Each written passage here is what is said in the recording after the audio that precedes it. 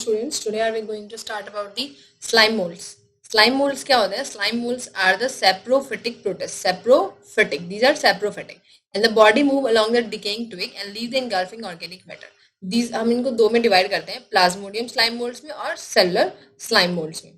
ठीक है. Next one is हम देखते हैं प्लाज्मोडियम स्लाइम मोल्ड्स क्या होते हैं. It is a non cell wall, मतलब नॉन सेल वॉल नहीं होती है, और multi nucleate single cell structure called plasmodium. Multi nucleate कहने का क्या मतलब है?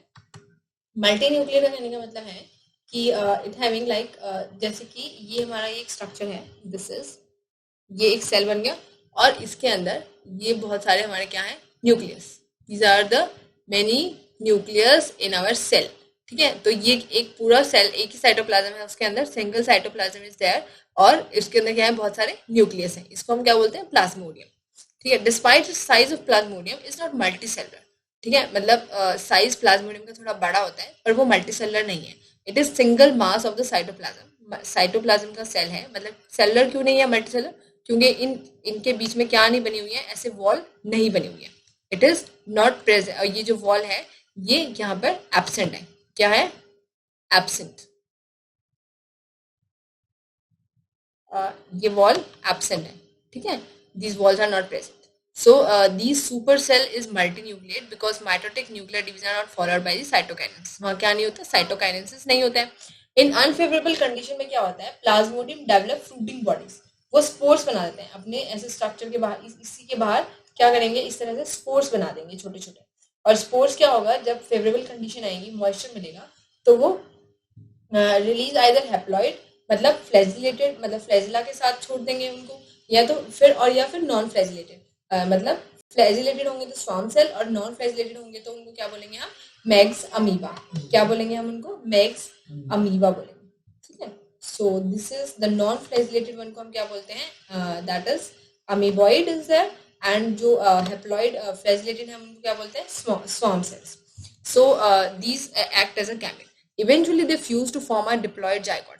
इवेंचुअली वो फ्यूज हो जाते हैं और क्या बनाते हैं? डिप्लॉयड जाइगोट बनाते हैं. मतलब अगर दो स्पोर हैं, लाइक ये एक स्पोर है और ये एक स्पोर है, दोनों क्या है? हैप्लॉइड है. और जब ये दोनों आपस में फ्यूज होंगे तो क्या बनने वाला है हमारे पास? Then we get a complete cell that is a diploid. इसके अंदर दो न्यूक्लियस होंगे ना हमारे पास, और दोनों जब आपस में फ्यूज कर जाएंगे तो क्या बन जाएगा? Diploid nucleus. डिप्लॉयड न्यूक्लियस बन जाएगा. So it is a multi nucleate mitotic division to form. फिर उसके अंदर क्या होगा? इसके अंदर फिर से माइटोटिक डिवीजन होगा, और फिर से ये इस तरह का प्लाज्मोडियम हमारे पास बन के आ जाएगा. अब आता है सेलुलर स्लाइम मोल्ड. अब हमारे पास एक सेलुलर स्लाइम मोल्ड. सेलुलर मतलब जिसमें जो न्यूक्लियस है उसके बाहर क्या है हमारे पास? यहाँ पर जो ये जो यहाँ पर वो बने थे हमारे पास, ये इस तरह से ये सेल बने थे. यहाँ पर ये क्या बने हमारे पास? अलग अलग सेल बन गए. उनकी प्रॉपर क्या हुआ है? साइटोकाइनेसिस. पर वो कैसे प्रेजेंट है? ग्रुप में प्रेजेंट है. ग्रुप में एग्रीगेट फॉर्म में प्रेजेंट होते हैं मेनली, और सिंगल फॉर्म में भी प्रेजेंट होते हैं. These are may be form into the single. these cells, these amoeboid cells has haploid nucleus and by mitosis. Haploid nucleus कैसे बनाते हैं? माइटोसिस. सिंपल. लेकिन जब कंडीशन ठीक नहीं होती है तो वो क्या करते हैं? एग्रीगेट हो जाते हैं, आपस में एग्रीगेट हो जाते हैं, लेकिन वो मल्टी सेलुलर नहीं होते. They are not multi cellular. हर सेल के पास अपना एक न्यूक्लियस है और move as a single body, और पूरा का पूरा एग्रीगेट होकर एक सिंगल बॉडी की तरह मूव करते हैं. But they are not a multi cellular. Tissue नहीं बनता है, टिश्यू नहीं बनता, सब अपने इंडिपेंडेंट है. The aggregate form are called pseudoplasmodium बोलते हैं. इवेंचुअली उसके उसमें से भी क्या निकलते हैं? स्पोर्स बनने शुरू हो जाते हैं सेल के अंदर से, और single cell haploid amoeboid cell emerge. और उसके अंदर से वो जो स्पोर्स हैं वो क्या निकल फिर बनने क्या शुरू हो जाते हैं?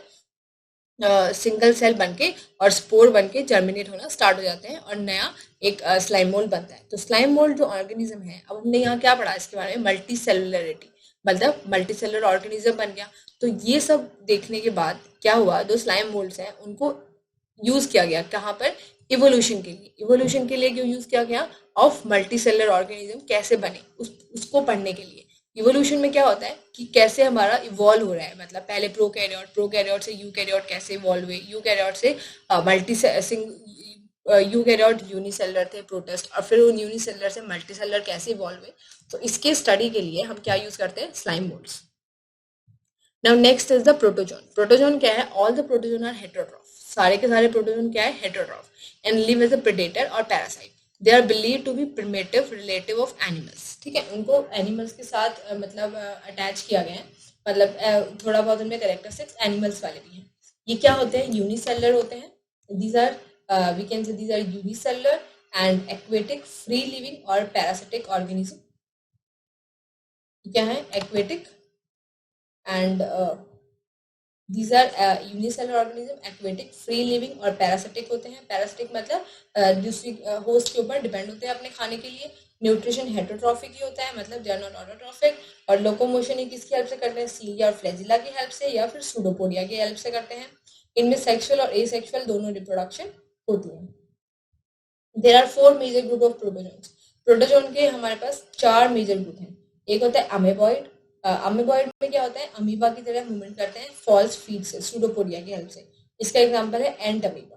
ठीक है, और ये फ्रेश वाटर में, सी वाटर में और कहीं पे मॉइस्ट सॉइल प्रेजेंट होता है वहां पर रहते हैं. और इनकी जो इनका शेल है, वो शेल किससे बना होता है? सिलिका से बना होता है उनकी सरफेस के ऊपर. ठीक है, उसके बाद है फ्लैजिलेटेड. फ्लैजिलेटेड मतलब they have the flagella on their surface, और ये भी पैरासिटिक होते हैं. इनका बेस्ट एग्जांपल है ट्रिप्नोसोमा. ट्रिप्नोसोमा क्या करता है? स्लीपिंग सिकनेस कॉज करता है. और कैसे ट्रांसमिट होता है? टिस्टस फ्लाइज को ट्रांसमिट करता है. Then ciliated protozoan. Ciliated protozoan में क्या होता है? दे हैव द सीलिया, मतलब एक तरह सीलिया क्या होते हैं? हेयर लाइक स्ट्रक्चर होते हैं जो सेल के ऊपर बनते हैं. तो actively moving organism because of presence of 1000 सीलिया. जो ये ऑर्गेनिज्म है ये मूव कैसे करता है? सीलिया के थ्रू ही मूव करता है. और इसके पास एक कैविटी होती है. जैसे हमने पैरामीशियम में क्या देखा था हमने? जैसे ये हमारे पास क्या है? एक पैरामीशियम का स्ट्रक्चर है इस तरह से, और यहाँ पर ये इस तरह से, यहाँ पर क्या होती है? इनकी कैविटी होती है. और यहाँ पर भी क्या प्रेजेंट होते हैं? सेल प्रेजेंट होते हैं. सीलिया, सॉरी सेल नहीं, सीलिया. तो इस कैविटी के थ्रू ये अपना फूड अंदर लेते हैं. ठीक है, इसका एग्जांपल, बेस्ट एग्जांपल क्या है? Paramecium. And you can see in NCERT the diagram of paramecium. फिर आता है स्पोरोजोन. स्पोरोजोन में क्या है? Plasmodium. It's very notorious. Notorious क्यों बोलते हैं? ये बहुत जल्दी मल्टीप्लाई होता है और बहुत जल्दी इन्फेक्शियस होता है, मतलब इन्फेक्शन कॉज करता है. और प्लाज्मोडियम इसका एग्जांपल है. That is cause the malaria, malaria parasite. और ये कैसे ट्रांसपोर्ट होता है पॉपुलेशन के अंदर? By the mosquito. ठीक है, so these are the example of these are the types of protist we have done. Chrysophyte, euglenoids, diatoms and dinoflagellate and protist, protozoa and slime balls. So these are all about the protist. And if you have any doubt, then ask or read the complete topic of the protist kingdom.